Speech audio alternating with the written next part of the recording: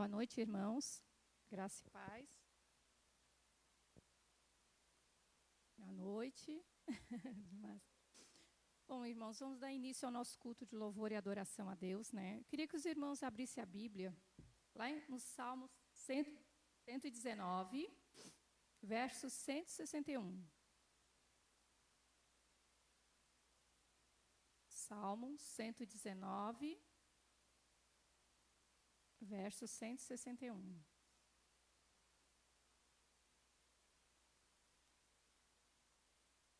Amém ou misericórdia? Amém? Amém? Posso ler? Os poderosos perseguem-me sem motivo, mas é diante da tua palavra que o meu coração treme.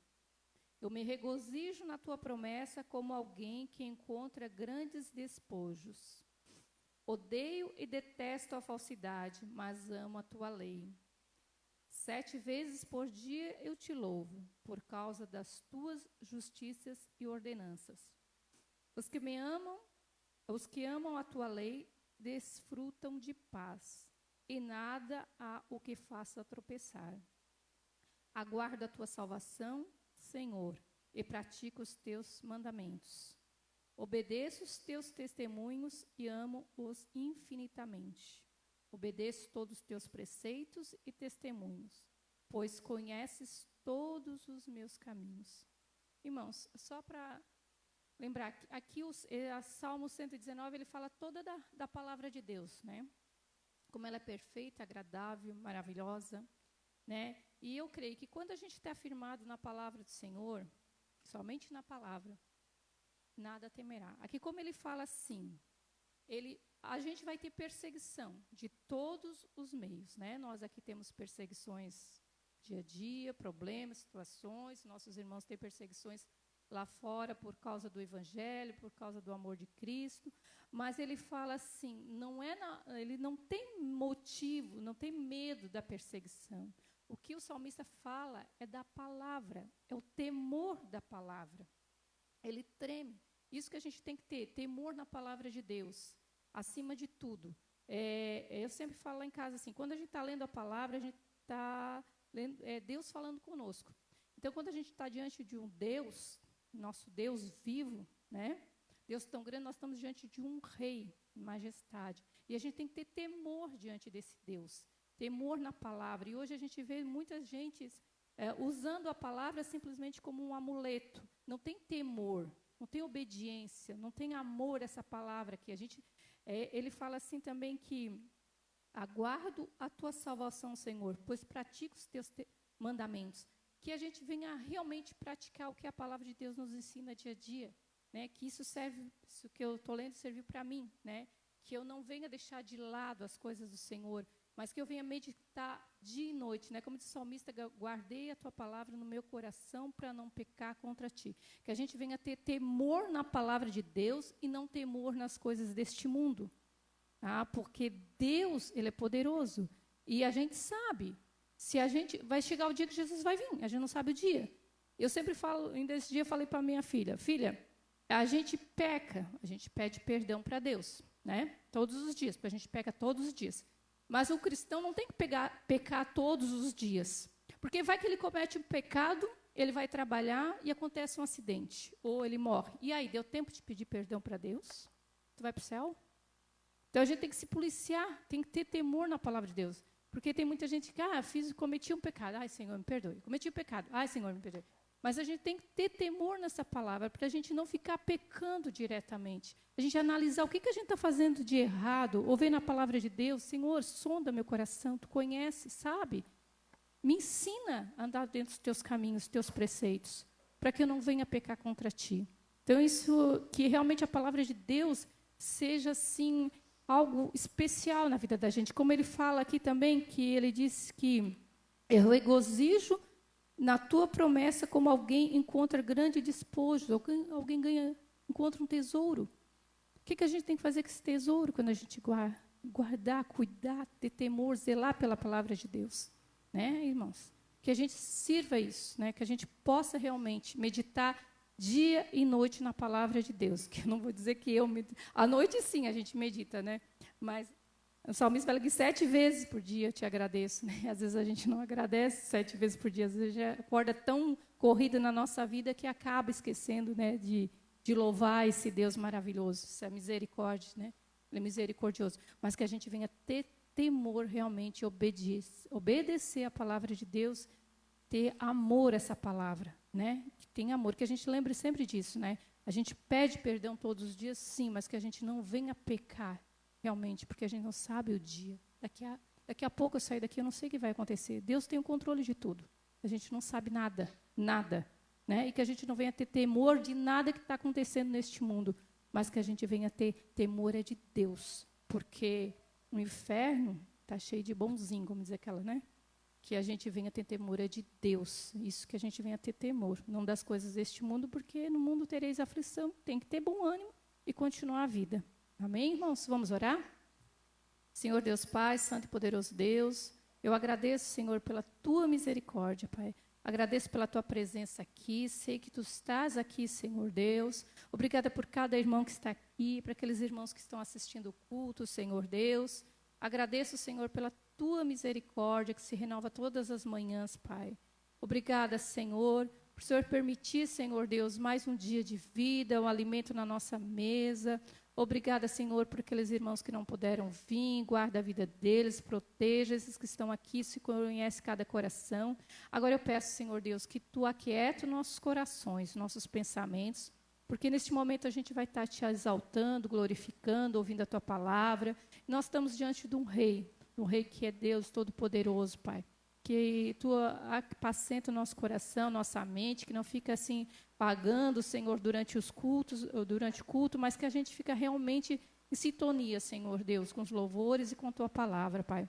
Abençoe cada um aqui, abençoe o dia de hoje, essa semana que vai começar, abençoe a palavra que vai ser pregada aqui, os louvores, que os louvores cheguem com um cheiro suave diante do trono do nosso Deus, nosso Salvador, Jesus Cristo. Obrigada por tudo, em nome de Jesus, amém. Grupo de louvor.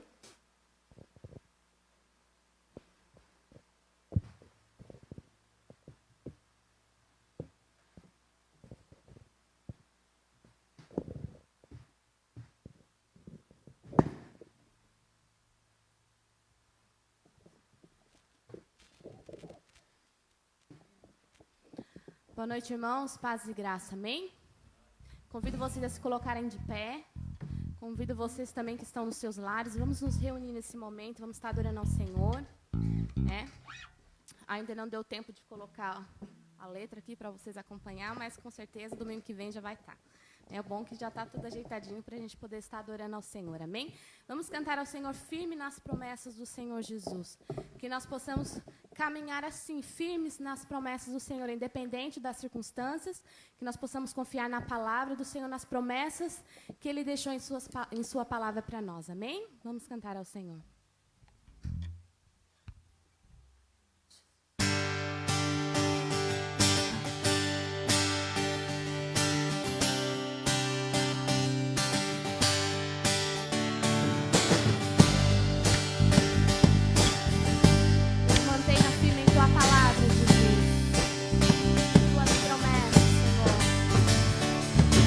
Firme nas promessas do meu Salvador.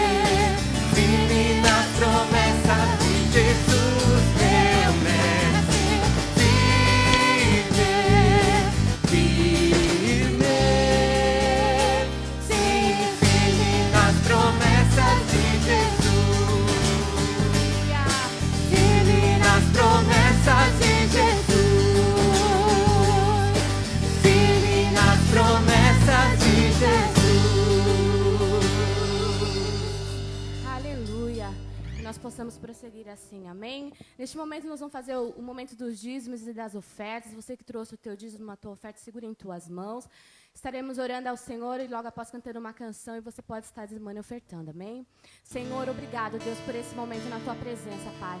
Que o Senhor nos mantenha assim como nós cantamos firme, Senhor, em tua palavra, firme em tuas promessas, ó Deus. Como diz a tua palavra, Senhor, que as portas do inferno não prevalecerão contra a tua igreja, Pai, porque é a igreja é do Senhor, ó Deus. Senhor, obrigado, Pai, nesse momento nós vamos te louvar com os dízimos e com as ofertas, ó Deus. Abençoe a cada dia mais o teu povo, Senhor. Nós te damos graça, ó Deus, pelo teu sustento sobre a nossa casa, sobre a nossa família. Nós te damos graça pela tua provisão, Pai. Se porventura tem alguém passando alguma necessidade, Senhor, algum momento difícil que o Senhor possa estar alcançando, Senhor, e trazendo a providência para cada pessoa, Pai. É o que nós te pedimos, Senhor, e te agradecemos em nome do Senhor Jesus. Amém. Graças a Deus. Amém.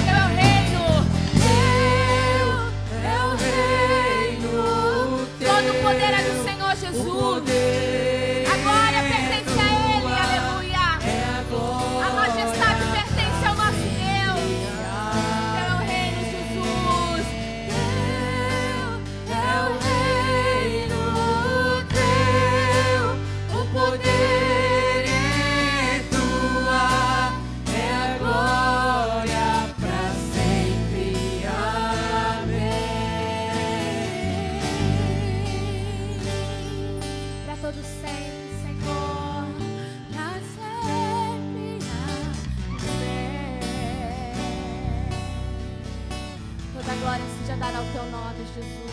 Nós estamos aqui para te adorar, Senhor, e nós queremos cantar, ó Deus, que nós ficamos maravilhados, Senhor, com a tua presença, Pai. Nós ficamos maravilhados, Senhor, em poder te adorar, Senhor. Tu és maravilhoso, Jesus. Adore o Senhor Jesus nesse momento. Fale palavras de adoração ao Senhor. Atrai a presença do Espírito Santo de Deus para este lugar, para o teu coração. Fale para o Senhor como você o ama, como você deseja adorá-lo. Glorifique o nome do Senhor Jesus. Aleluia. Reina, Jesus, sobre toda a terra e céu, Pai. Toda a criação se prostra, Senhor, diante do Senhor Jesus. Aleluia. Tu reinas no trono do céu, a criação se prostra aos seus pés. Tu reinas vestido de glória, os anjos te adoram aos seus pés. Pra sempre governará,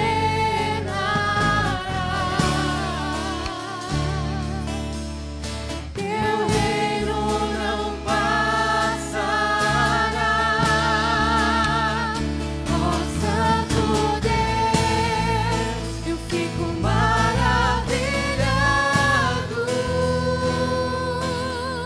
Tu és muito mais do que eu possa expressar.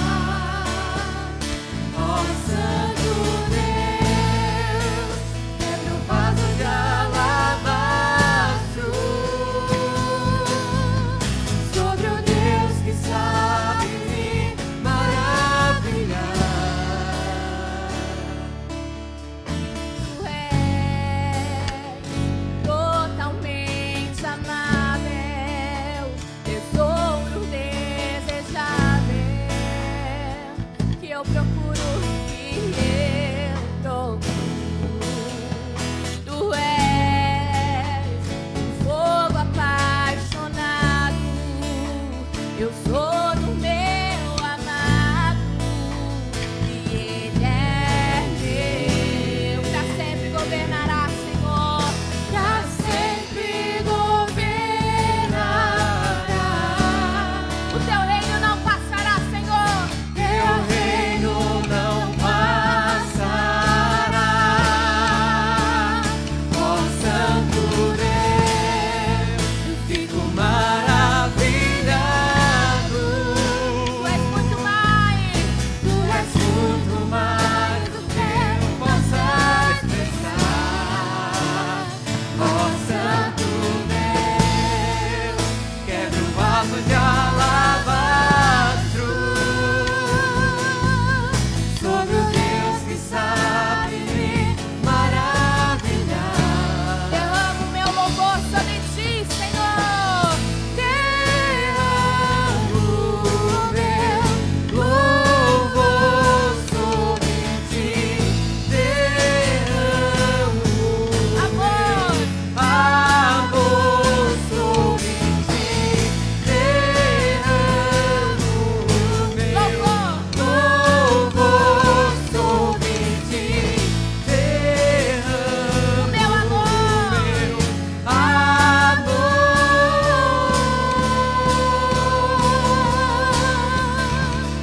Ó Santo Deus, eu fico maravilhado. Tu és muito mais, Senhor. Tu és muito mais do que eu possa expressar. Ó Santo Deus, quebra o vaso de alabastro sobre o Deus que sabe me maravilhar.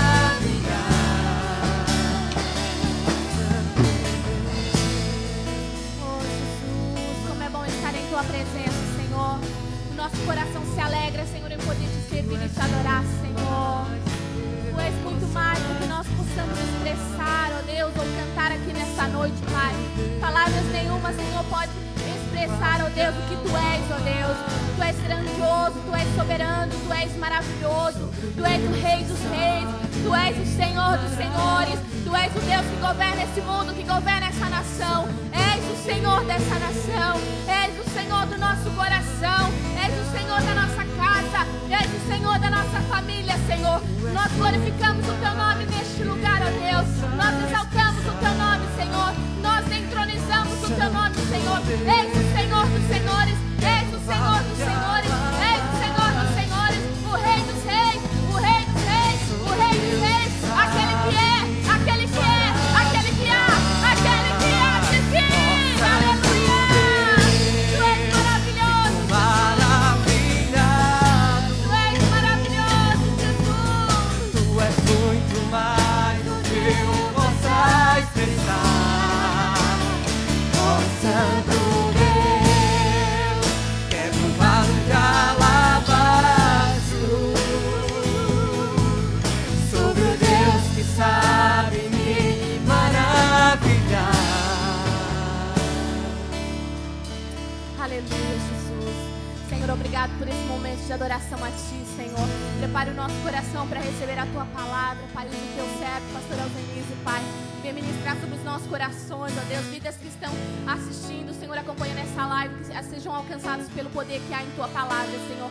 Que vidas se rendam aos Teus pés, Pai. Queremos orar também pelas nossas crianças, ó Deus, que não estão podendo estar aqui conosco. Que o Senhor venha estar alcançando, dando sabedoria a cada pai, Senhor, a cada mãe, a cada avó, Senhor, para estar junto com essas crianças, instruindo nos Teus caminhos, nos Teus propósitos, ó Deus. É o que nós te pedimos e te agradecemos em nome de Jesus. Amém. Graças a Deus. Amém. Louvado seja o nome do Senhor. Eu quero chamar o pastor Alzenise e quero falar para vocês que nós temos atividades para o maternal, para os juniores. Depois do culto, os pais podem me procurar. Amém?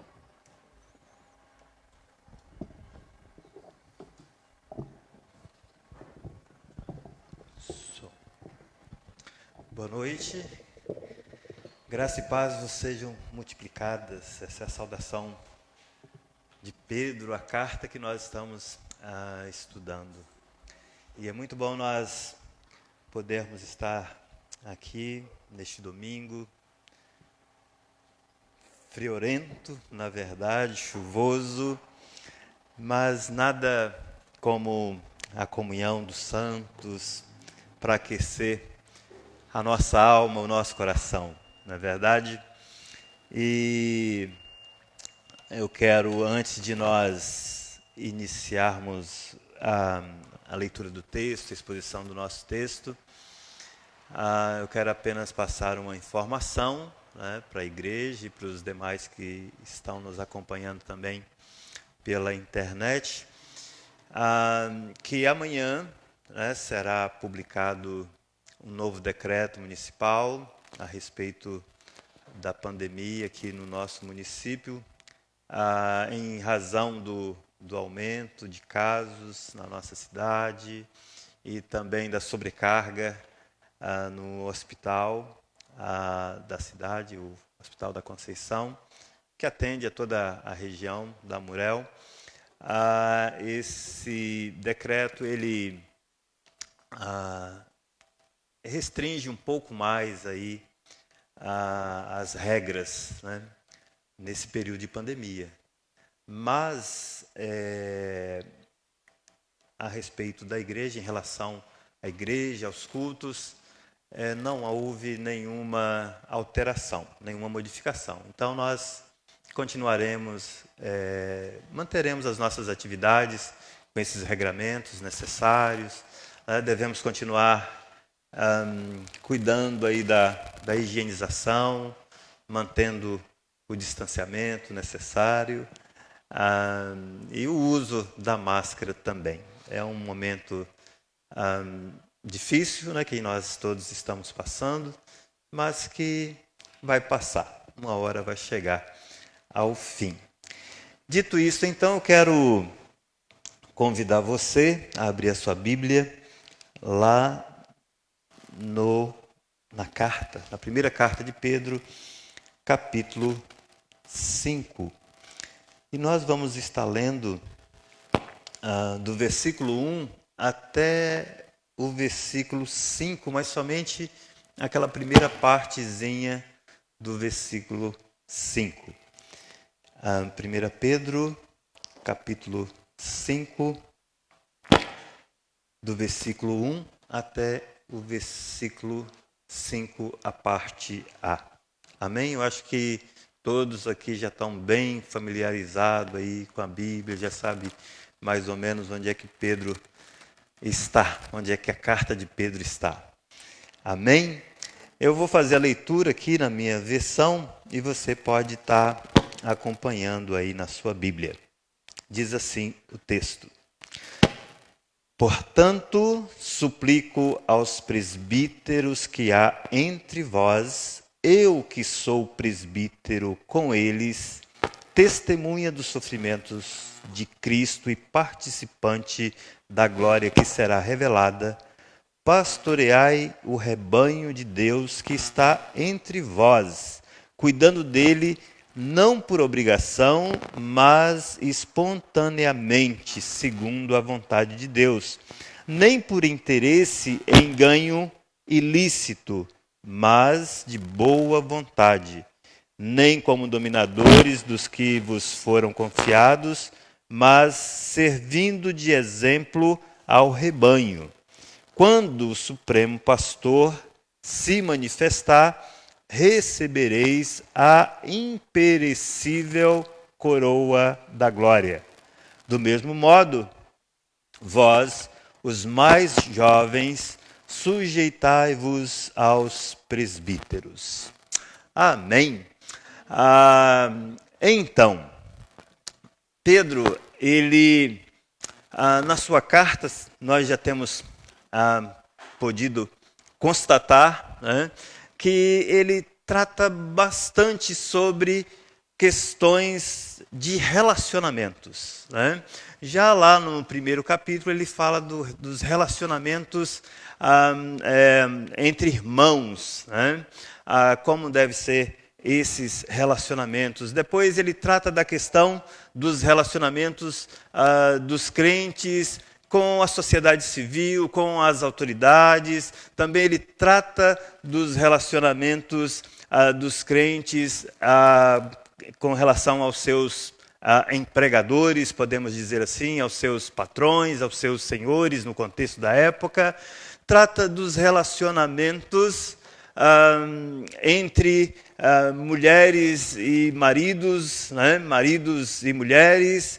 E nesse texto que nós acabamos de ler, ele vai tratar de um outro tipo de relacionamento, às vezes bastante mal compreendido, que é o relacionamento entre o pastor e a igreja com o pastor. Na verdade, nós precisamos entender que a queda, o pecado de Adão, o pecado, ele causou um grande, digamos, desequilíbrio em todo o universo. O pecado, na verdade, ele traz ruptura. O pecado, ele traz morte, e morte significa separação. A primeira separação que houve quando da ocasião do pecado de Adão e Eva lá no paraíso, no jardim do Éden, foi a quebra do relacionamento deles com Deus.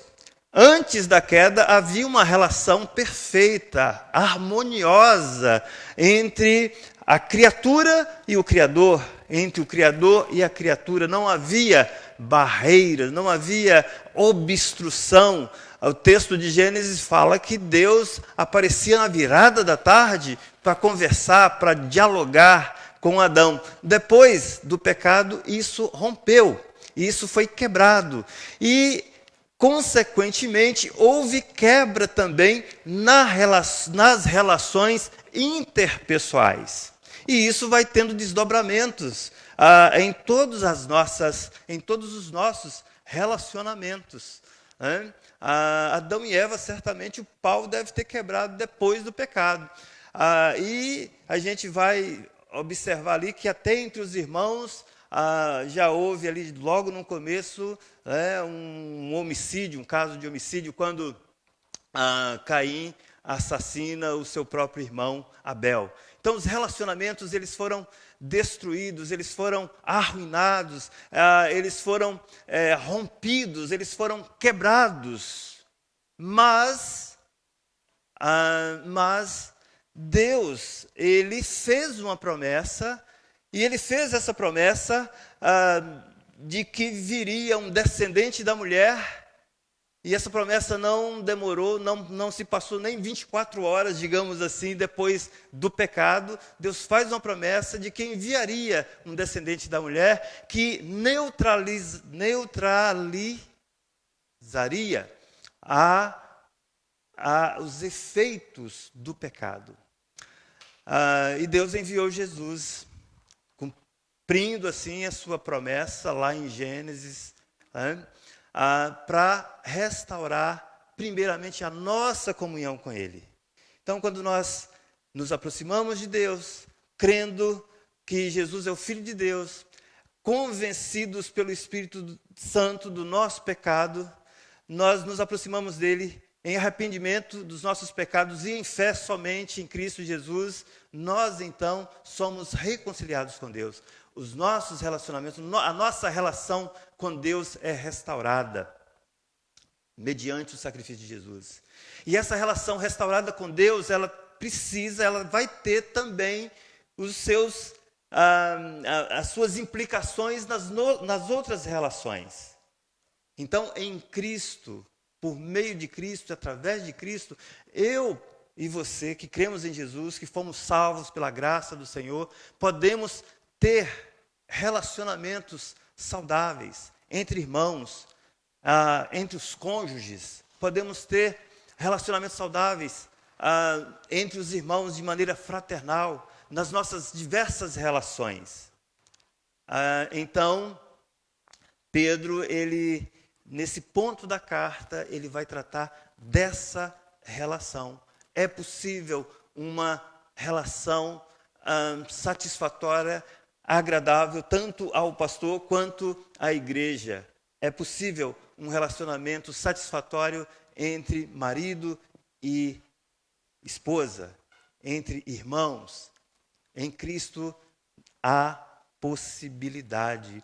E é interessante que Pedro ele vai tratar desse tema, mas ele não escreve uma carta pastoral, a semelhança do apóstolo Paulo, que escreveu uma carta para Timóteo, uma carta pastoral, escreveu também uma carta para Tito, para Filemão.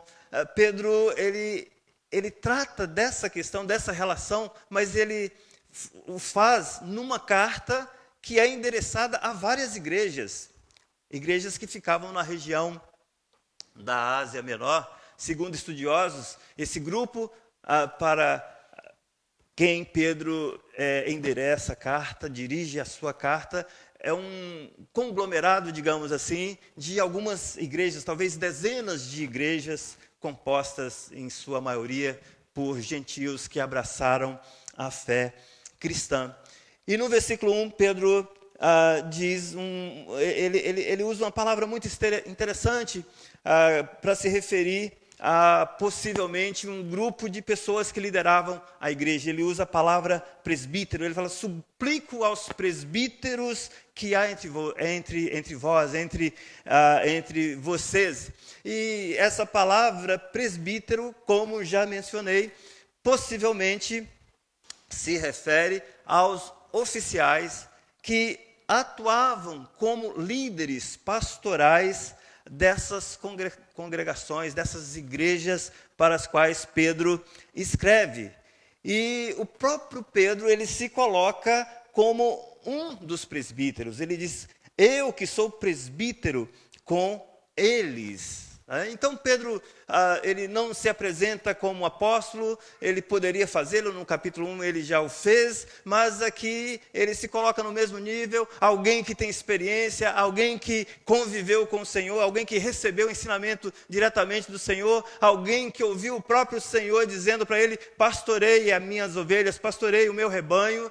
Pedro então agora vai dar algumas orientações para esses presbíteros, como eles devem exercer o pastoreio, mas também ele vai falar com a igreja como a igreja deve tratar os presbíteros. Então, quais são esses parâmetros para essa relação harmoniosa entre pastor, igreja, igreja, pastor, que Pedro apresenta aqui nesse texto? Então, no versículo 2, Pedro fala: pastoreai o rebanho de Deus. Então, esse verbo pastorear, né, é o mesmo verbo que Pedro usa aqui, esse verbo que Pedro usa neste texto, é o mesmo verbo que Jesus usa quando Jesus aparece, depois da sua ressurreição, a Pedro, lá no capítulo 21 de João. E em que consiste esse pastoreio? O pastoreio consiste em cuidar do rebanho. Pastoreio o rebanho de Deus que está entre vós, cuidando dele. Cuidando dele. Essa expressão, cuidando dele, em português parece não ser muito significativa, mas essa expressão traduz um verbo na língua grega. Os irmãos sabem que o texto original em que foi escrito o Novo Testamento é a língua grega, e essa expressão cuidando, pelo menos na minha versão aqui, Almeida do século 21, traduz cuidando deles, é a tradução de um verbo na língua grega, que é o episcopel. Episcopel é um verbo que se origina de um substantivo, grego também, que é o substantivo episcopos, que é traduzido nas nossas Bíblias por bispo. Episcopos, na verdade, é a junção, é formado por duas palavras, né, uma preposição, epis, e copos. Epis, a ideia de aquele que está de cima, e copos, aquele que tem a visão. Seria a ideia, aquele que tem a visão do alto, aquele que enxerga de um ponto privilegiado. Então, quando Pedro ele usa esse verbo aqui, indica que o termo pastor e bispo era pastor, bispo, presbítero, a gente vai falar um pouquinho mais dessa palavra, são termos, digamos assim, intercambiáveis, são termos que são sinônimos, foram usados como sinônimos para indicar essa figura do pastor no Novo Testamento. É por isso que nós, batistas, adotamos o termo pastor. Mas nós acreditamos, dentro da nossa eclesiologia, que o pastor ele é o presbítero, nós acreditamos que o pastor é o episcopos, ou o bispo, e a razão de usar o termo pastor é mais por uma questão da riqueza, digamos assim, que o termo pastor carrega em si. Nós temos o Salmo 23, onde Davi fala que o Senhor é o bom pastor. Temos o próprio Jesus em João capítulo 10, onde ele diz, ele fala que o bom pastor dá a vida pelas suas ovelhas. Então, pastoreai o rebanho de Deus, Pedro está dizendo. É interessante a palavra também rebanho, porque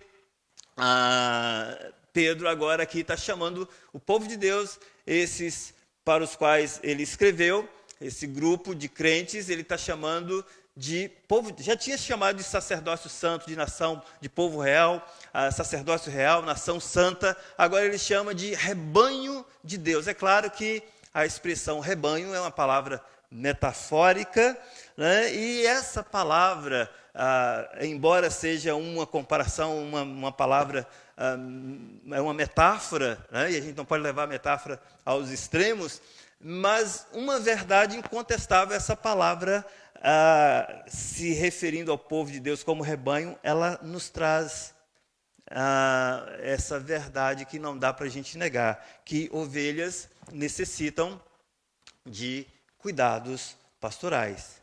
E Pedro exorta, então, os presbíteros a pastorear a igreja com o mesmo cuidado e zelo que um pastor faz com as suas ovelhas no campo, né? Então, essa é uma responsabilidade, é uma prerrogativa que o presbítero recebe, né? Inclusive, Pedro volta a abordar um outro tema, a questão do sofrimento, e Cristo sendo o paradigma desse sofrimento, o modelo do sofrimento cristão. Nós devemos olhar para Cristo, o modelo final de sofrimento fiel. Então, Pedro exorta os pastores a serem exemplo para os outros crentes na sua conduta, na sua maneira, na sua atitude, na sua forma de viver, inclusive quando estiver enfrentando sofrimentos, lutas e dificuldades. Então, essa deve ser a atitude do pastor. E Pedro, ele usa aqui uma série de contrastes, digamos assim, e esses contrastes são bem interessantes. É importante que a igreja saiba e conheça esse texto, porque isso ajuda também a avaliar um pastor genuinamente chamado por Deus e um pastor que seja um impostor. Então, Pedro, ele usa uma série de palavras e vai contrastando essas palavras, né, para mostrar como deve ser a atitude do pastor em relação ao seu trabalho. A partir do versículo 2, ele fala, pastor Léo vai cuidando, não por obrigação, mas espontaneamente. Ou seja, esse é um chamado que é voluntário, não é obrigado, ninguém é obrigado, né? Não é por obrigação, não é sob compulsão. O pastor, ele faz o seu trabalho. Aliás, eu diria que a gente pode estender a aplicação do texto em algumas partes também à liderança da igreja, né? Seja o pastorear, seja uma outra área da liderança, você não deve fazer por força, por obrigação, mas deve ser algo espontâneo, né? Não é porque você não faz nada porque tem que fazer, mas você deve fazer espontaneamente, de boa vontade, porque você decidiu executar um trabalho maravilhoso. É o privilégio de você poder servir a Deus. Isso não deve ser feito com relutância, isso não deve ser feito porque você se sente pressionado, porque você se sente obrigado a fazê-lo. O texto fala que deve ser feito de boa vontade, não por interesse e ganho ilícito, né? Quando Pedro fala aqui de ganho ilícito, isso pressupõe que os presbíteros, eles tinham ganhos lícitos para desenvolver o seu trabalho. Paulo fala sobre essa questão também do salário do obreiro lá em 1 Timóteo. Então, não tem nada de errado para um pastor, um presbítero ou qualquer outra função na igreja. Não há nada de errado em receber dinheiro para desenvolver determinadas atividades, né? Isso é um princípio bíblico, né? Mas, se o dinheiro se torna a motivação principal, então aí tem algo de muito errado, né? Pedro diz que o presbítero, ele deve fazer o seu trabalho de boa vontade, com entusiasmo, zelo com as coisas do Senhor. E mais, ele diz também que deve ser servindo de exemplo ao rebanho, não como dominadores, né? O presbítero ou o pastor, a pessoa que ocupa uma liderança espiritual de uma igreja, não deve se valer dessas prerrogativas de poder para governar o rebanho pela força, subjugar, dominar de maneira arbitrária o rebanho. E às vezes isso acontece, né? Tem líderes que fazem ameaças para os seus liderados, intimidam emocionalmente, usam de artimanhas, de meios políticos, de chantagem, às vezes, para forçar o liderado a fazer qualquer coisa. Mas Pedro ensina que o líder deve pastorear, deve liderar mediante o exemplo. E se né? O pastor, o líder, dá um bom exemplo, e esse exemplo ele vai buscar em Cristo, que é o sumo, supremo pastor, né? Então, pela qualidade da vida desse líder, desse pastor, com certeza outros os seguirão. Então, Pedro diz que o pastor deve ser exemplo para o rebanho. E nada pode impactar, nada pode afetar, no bom sentido do termo, afetar as pessoas do que você dá um bom exemplo para ela, ou para os seus liderados. Na verdade, todos os que exercem liderança na igreja deveriam compreender essa exigência de dar um bom exemplo, de ser um bom exemplo. Isso não é opcional para o líder. Ainda que seja desafiador, não é. Se você é líder dessa igreja ou de qualquer outra igreja, se você desempenha uma função de liderança na igreja, você deve ser exemplo. Isso não é opção. Isso não é uma coisa que você tem que escolher ou não escolher. Você tem que ser. Caso contrário, a sua liderança está comprometida. Você vai fracassar. Eu irei fracassar se eu não der um bom exemplo. Então, a quem nós devemos imitar? Como eu já disse, o texto também fala, é o supremo pastor. Nós precisamos olhar para Cristo, para que nós nos tornemos modelos para aqueles que são liderados por nós. O apóstolo Paulo fala, sede meus imitadores, como eu sou de Cristo, lá em 1 Coríntios, capítulo 11. Agora, isso tem recompensa?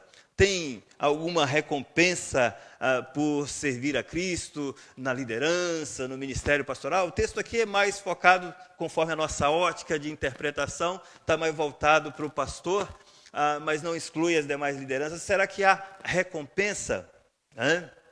E se há recompensa, quando é que vem essa recompensa? É agora? Não. O texto mostra que a recompensa não é agora. O texto fala que quando o Supremo Pastor se manifestar,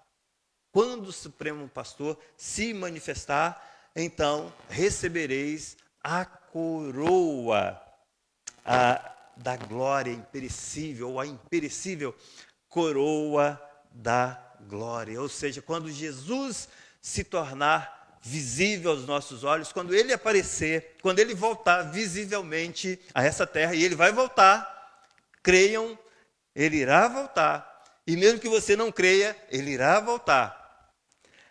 Então, quando ele voltar, aí sim, nós teremos a recompensa. Nem depois da nossa morte aqui ainda vai ser a recompensa. Vai ser quando o Senhor voltar. Quando da volta do sumo pastor, do arquipastor, que em grego, essa palavra sumo pastor é arquipoimen. É quando da volta desse arquipoimen. Poimen é pastor em grego. Aprenda aí um pouquinho de grego. Poimen, arque é o primeiro, o principal. Arquipoimen é o primeiro pastor, o supremo pastor, o sumo pastor. Quando ele voltar, então cada um de nós vai receber a recompensa, e especificamente aqui no texto, os presbíteros receberão essa recompensa. E qual é a recompensa?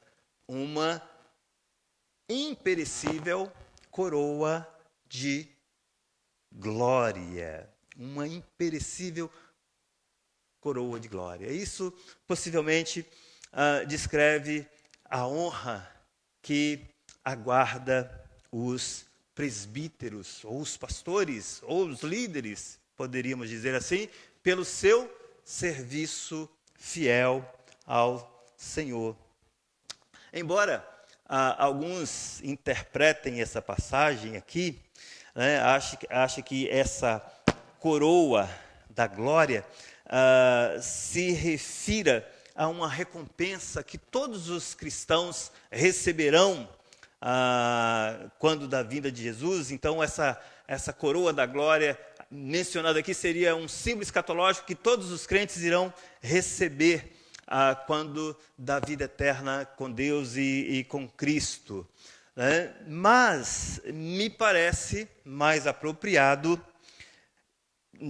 que nesse contexto aqui que nós acabamos de ler, seguir o entendimento de um autor que eu consultei, alguns falam Wayne Grudem, que diz que coroa aqui, abre aspas, né, para o Wayne Grudem, é um sinal de honra especial conferido não a todos, mas apenas aos merecedores de reconhecimento público específico, em geral como recompensa por algum tipo de atividade que encerra um grande mérito. Então, fecha aspas. Então, ele tem algumas referências bíblicas, né, para fazer essa afirmação. Se essa interpretação estiver certa, e eu creio que está, né, concordo com o Wayne Grudem, o que Pedro quer nos ensinar aqui, então, é que os presbíteros eles devem desempenhar seu ofício de forma que agradem a Deus, não com o intuito de obter honras e riquezas aqui nesta vida, mas para receberem uma recompensa especial quando Jesus voltar. Receber essa coroa de glória imperecível. Então, pastores e líderes, digamos, espirituais, não são, às vezes, muito apreciados nesta vida. O mundo não percebe o trabalho deles, e, às vezes, até mesmo na igreja, os pastores são negligenciados. Então, quando Jesus voltar, né, os papéis serão revertidos e aqueles que serviram ao Senhor fielmente serão vindicados publicamente. A coroa que eles receberão durará para sempre e cada trabalho que foi realizado aqui nunca será esquecido. Esse é o nosso Deus que nos chama. Quanta honra, né? Quanta coisa boa o Senhor tem preparado para nós. A Bíblia fala que a menor ação feita no nome de Jesus, no canto mais remoto da terra, será lembrada, porque Deus anotou tudo no seu livro, né? Mesmo que seja um copo d'água que você dá, isso vai ser registrado. Então, devemos servir ao Senhor com muito zelo, com muito entusiasmo, com muita alegria, porque isso é um grande privilégio e a recompensa, uma recompensa final. Essa é a relação do presbítero com a igreja, mas tem no versículo 5, somente a parte A é mencionado, então, a relação da igreja com o presbítero, ou com os presbíteros, né? Uma vez que a ideia é que há uma pluralidade de presbíteros numa só igreja. Ou talvez pode ser que Pedro estava se referindo a um conjunto de igrejas também. Isso não altera a nossa compreensão do texto. Do versículo 5, a parte A fala assim: do mesmo modo, vós, os mais jovens, sujeitai-vos aos presbíteros. Então, Pedro agora, ele dirige o foco para outro grupo da igreja, né? E essa expressão, do mesmo modo, traz a ideia de que Pedro volta a atenção dele para um outro grupo, mas ele não muda de assunto. Ele já fez isso em outros textos da carta, né? Quando ele fala lá a respeito para as mulheres serem submissas aos maridos e coisa e tal. E lá no finalzinho ele fala assim: do mesmo modo os maridos. Então ele está tratando do mesmo assunto. Ele não mudou de assunto. O tema dele aqui é essa questão da relação entre pastores e igrejas, e igreja e pastores, né? Então Pedro ordena aos mais jovens, né, para os irmãos terem ideia, na comunidade judaica, isso é legal, né? principalmente para o Lucas e para a Miriam, que estão liderando aí os jovens. Na comunidade judaica, né, um homem ele era considerado jovem até os 40 anos. Então, essa exortação aos mais jovens abarca um bom grupo, um grande número de pessoas dentro dessas comunidades, né? Mas a exortação a esses mais jovens, ainda que seja de 40 anos, né, é que eles se sujeitem à autoridade da liderança pastoral dentro da igreja, ou seja, dos presbíteros, né?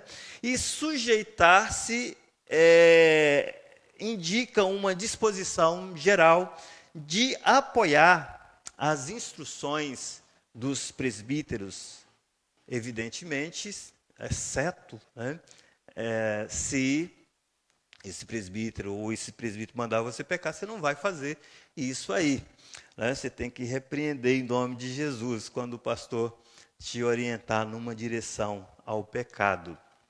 Mas deve-se sujeitar-se às orientações pastorais, apoiar as instruções dos pastores. É claro que também esse texto aqui tem interpretações diferentes. Há objeção para essa interpretação que eu adotei aqui na nossa exposição do texto, né? Porque a palavra presbíteros também pode ser... aliás, muitas das nossas versões mais antigas, né, traduzem a palavra presbíteroi, traduz como anciãos. Quando você fala de um ancião, você fala de uma pessoa mais velha, idosa e coisa e tal. De fato, em alguns contextos, essa palavra se refere a pessoas idosas, né? Mas é interessante, as palavras é o seguinte, as palavras são como um cavalo de Troia. Você nunca sabe o que vem dentro do cavalo de Troia até o momento que você abre. Então, assim, o que vai determinar o significado de uma palavra, o sentido de uma palavra, vai ser o seu contexto imediato. E nesse texto aqui, Pedro está falando de presbíteros como esses líderes, esses pastores que cuidam do rebanho. Então, não faz sentido que Pedro mude de ideia de apenas... Aliás, esse negócio de capítulos, de versículos e capítulos, né? E até algumas Bíblias já vêm com um parágrafo. É claro, isso é uma benção, ajuda a gente e tudo, mas isso não existe no texto original. Principalmente se pegar lá o manuscrito grego, né? Não tinha nem ponto, nem vírgula, nem nada. O negócio era escrito direto. Né? É claro que esses pontos, depois que alguém inventou a ideia dos capítulos e depois dos versículos, isso é uma bênção porque nos ajuda a encontrar o texto com mais facilidade. Mas isso não existe no texto. Então, possivelmente aqui, o contexto indica que presbítero, no versículo 5, se refere aos mesmos presbíteros lá do versículo 1, certo? Então, ainda assim fica a pergunta, mas por que Pedro, então, ele exorta só aos mais jovens serem submissos? E lembremos, né, os mais jovens ali talvez tinham uns 40 anos na mente de Pedro. Mas por que Pedro, então, só exorta os mais jovens a serem submissos aos presbíteros e não exorta toda a igreja? Eu penso, né, talvez a razão é que esses mais jovens, né, a palavra mais jovens aí é neoteroi,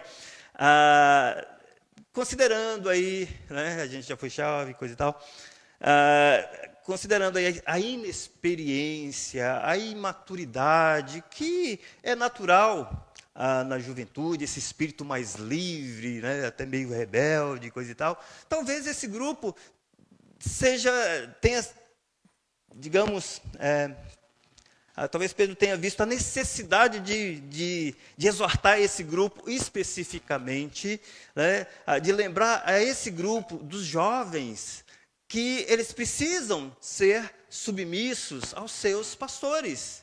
E essa palavra é muito relevante. Se já era relevante lá no primeiro século, ela torna-se ainda mais no nosso contexto, né, onde há uma quebra de todos os valores, né?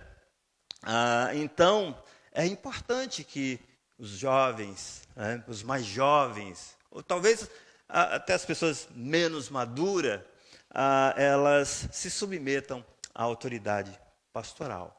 E, né, os adultos ou os maduros, eles não estão excluídos dessa exortação. Na verdade, o que se espera de um adulto, o que se espera de uma pessoa madura, é que realmente ela entenda essa dinâmica dos relacionamentos na igreja. Isso, talvez por isso Pedro, considerando que os adultos já sabiam, as pessoas maduras já sabiam dessa importância, dessa necessidade de se submeter, então Pedro se dirige especificamente a esse grupo mais jovem. Eu quero concluir, né, com uma frase de João Calvino, na verdade uma citação assim solta, que faz muito tempo que eu li, mas o Calvino ele dizia o seguinte, ele escreveu num dos textos dele, não sei onde, mas eu já li isso e gravei. Ele diz assim, que a causa de todas as controvérsias na igreja é o fato de as pessoas, né? É o fato das pessoas reivindicarem uma prerrogativa que não lhes pertence. Ou seja, a causa dos problemas é as pessoas não entenderem o seu lugar dentro do corpo, né? Então nós precisamos entender, e isso também gera problema nos relacionamentos, ou em outros relacionamentos, inclusive relacionamento conjugal. Quando a mulher toma o lugar do marido, ocupa o lugar de cabeça, isso vira uma desgraça. É terrível.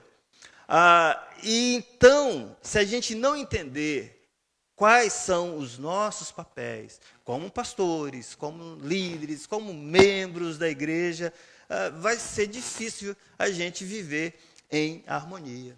Então, nós precisamos orar para que Deus esteja, né, trabalhando no nosso coração para nos dar essa compreensão perfeita, orando para Deus levantar pastores, orando para Deus levantar líderes fortes que não retrocedam diante de qualquer situação, de qualquer motivo. Precisamos orar para que Deus levante homens e mulheres também, jovens, adolescentes, né, com coragem, com bom senso, com profunda convicção do chamado, com vidas santas, com um amor ardente por Jesus e um profundo amor pela família de Deus. Então, oremos, irmãos, oremos por nós. Aliás, nós precisamos orar de um modo geral para a liderança, mas eu peço aqui especificamente, dada o texto, né, que orem por mim como pastor, orem pelos irmãos diáconos que estão passando aí pelo período de experiência, alguns estão passando por umas provas de fogo terríveis e eu temo que alguns saiam sapecados desse negócio. Então vamos estar orando por todos aqueles que lideram a igreja, né, e pedir a Deus que levante mais líderes. Amém? Vamos fechar nossos olhos, acho que já extrapolei o tempo, o celular já falou, já mudou, mas vamos orar. Pai, em nome de Jesus, nós queremos louvar o Teu nome, Senhor, exaltar e glorificar o Senhor, porque o Senhor é Deus, e o Senhor nos redimiu por meio de Cristo Jesus, e essa obra tão maravilhosa nas nossas vidas, ó Deus, que o Senhor está fazendo e certamente completará até aquele dia de Cristo Jesus. O Senhor tem nos dado o privilégio, Deus, de podermos servir ao Senhor aqui nesse tempo. Nos ajude, ó Deus, nos dê graça, ó Pai, para que nós tenhamos uma vida exemplar, uma vida que imita o Senhor de maneira tal que impacte outras vidas. Abençoe, ó Deus, essa igreja, abençoe a liderança dessa igreja, abençoe o Teu povo. É a nossa oração, agradecidos em nome de Jesus. Amém.